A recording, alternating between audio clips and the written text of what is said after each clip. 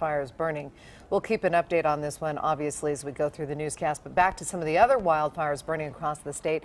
Massive evacuations continued this afternoon at the Waldo Canyon Fire. That one is burning west of Colorado Springs. The fast-moving fire challenging firefighters for much of the day as it appeared to get closer to homes. It's burned more than 5,000 acres, and it is only 5% contained. More than 6,000 people have been evacuated. Fox 31 Denver's Dave Young is live in El Paso County with the latest on this firefight. Dave?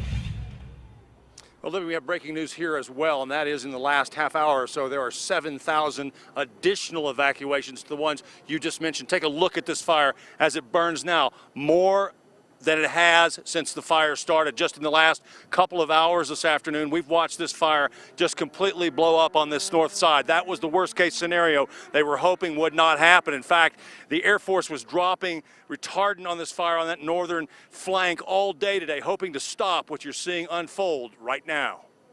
An aggressive, almost continuous aerial assault on the now more than 5,000 acre fire.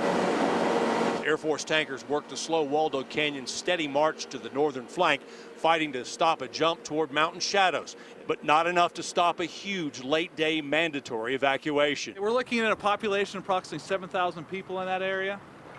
Obviously, these decisions aren't taken lightly. This is coming from the incident command team. This is for the safety of the residents there. We just saw the drops with the C-130s, and they're dropping that retardant up there and stuff, so it's, you know, I'm pretty optimistic about that. At the same time, helicopter crews hit the southern flank as huge flames burn ever closer to custom homes in Cedar Heights to the southeast. And down the west side of this ridge toward Cascade and hundreds of homes there. I feel good that we're a priority. Highway 24 is going to be a holding line because it's going to be a disaster if it gets to the south side of Highway 24. But by late afternoon, 2,500 more homes put on pre-evacuation notice as the fire threatens to cross the highway. And residents fear persistent rumors this may be the work of an arsonist. If this was intentional, wow, you know, the devil does roam the earth, huh?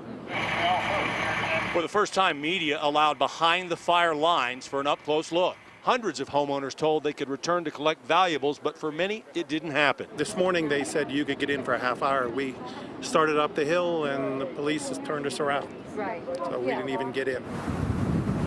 That was because of the wind-driven fire's erratic, ever-changing behavior. You just wait, you say prayers, and just grateful to all of the firemen.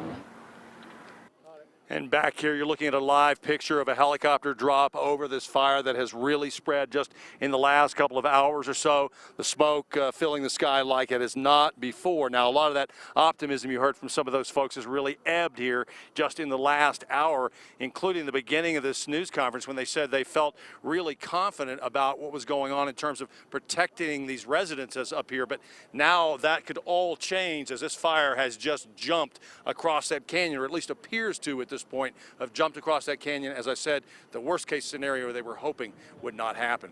Reporting live near Colorado Springs, Dave Young, Fox 31, Denver. Now again, Dave, with this fire, you've got 5,000 acres, which in comparison to some of the other fires doesn't seem like a lot, but it's where it's burning and the fact that there are thousands and thousands of people being evacuated.